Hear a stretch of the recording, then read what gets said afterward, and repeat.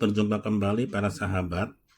Topik kita kali ini mengenai konsep The Golden Circle, karya Simon Sinek dalam bukunya Start With Why, yang terbit pada tahun 2009.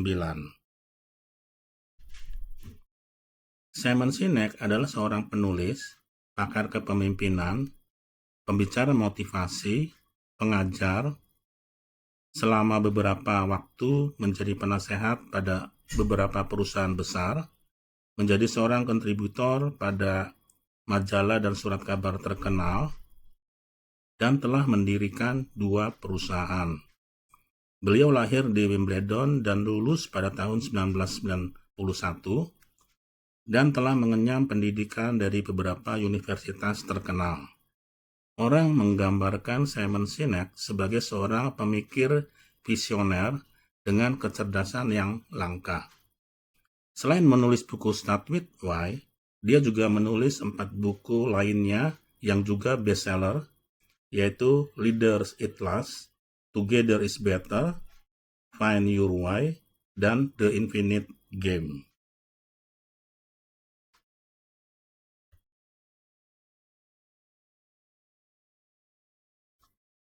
Sinek memperkenalkan lingkaran emas atau The Golden Circle, yaitu satu bentuk komunikasi dari dalam keluar. Dimulai dengan lingkaran pertama why, how, kemudian what. Lingkaran pertama berkaitan dengan pertanyaan mengapa. Ini berkaitan dengan tujuan dan keyakinan inti organisasi. Menurut Sinek, orang tidak membeli apa yang Anda lakukan, namun mereka membeli mengapa Anda melakukannya. Jadi selain berkaitan dengan tujuan dan keyakinan inti organisasi, pertanyaan mengapa juga menceritakan apa yang menjadi alasan dari keberadaan satu organisasi atau reason for being. Lingkaran kedua berkaitan dengan pertanyaan bagaimana. Poinnya adalah ini mengenai apa yang membedakan perusahaan dengan kompetitor Anda. Apa kelebihan atau manfaat produk atau layanan Anda dibandingkan dengan kompetitor Anda. Jadi merupakan uniqueness atau differentiating value proposition. Lingkaran yang terakhir yaitu berkaitan dengan pertanyaan apa. Secara sederhana ini digambarkan sebagai produk atau layanan yang dijual oleh perusahaan.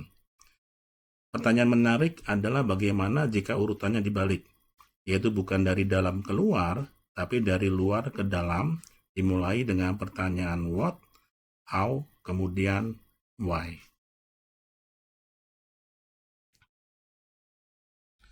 Saya akan ambil beberapa contoh dari 3 perusahaan besar, yaitu Apple, Amazon, dan Tesla, mengenai penerapan atau implementasi dari konsep The Golden Circle.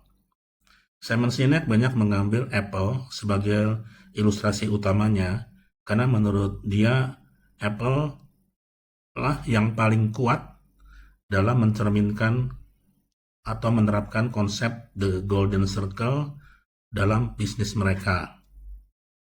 Kita kembali kepada pertanyaan pertama, lingkaran pertama, yaitu mengapa, yang menjelaskan tujuan, kepercayaan, dan juga sekaligus mencerminkan alasan keberadaan perusahaan Apple ini didirikan.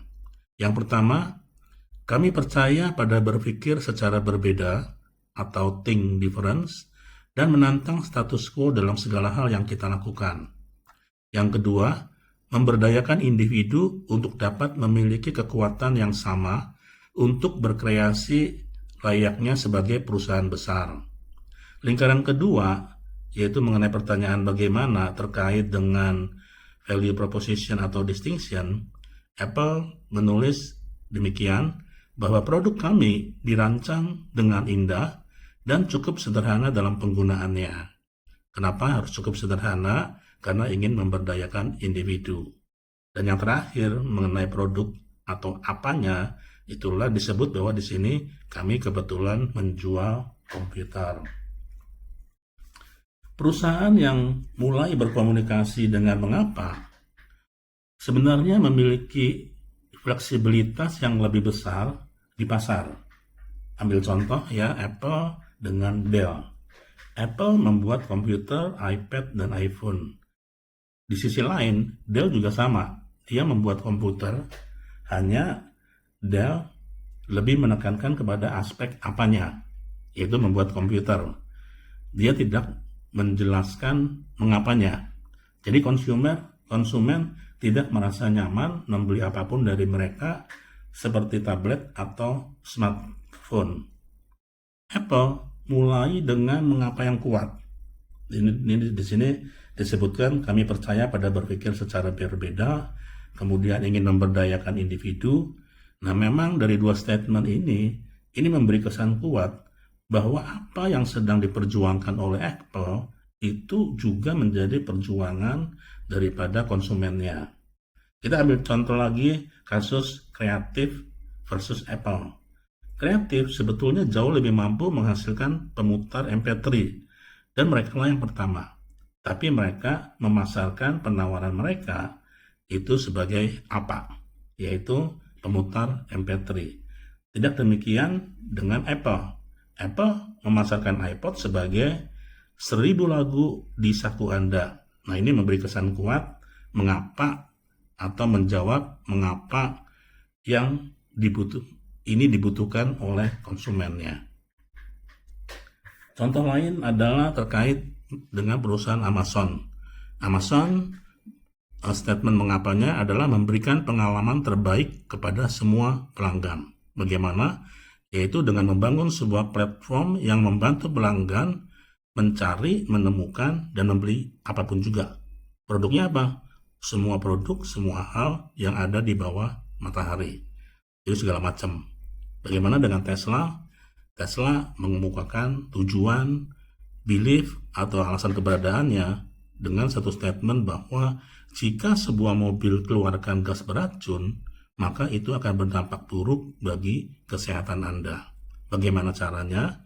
Tesla memfasilitasi transisi menuju alternatif energi yang berkelanjutan secepat mungkin. Apa bentuk produknya? Adalah produk-produk inovatif seperti Powerwall, solar roof, dan jajaran kendaraan listrik yang menarik.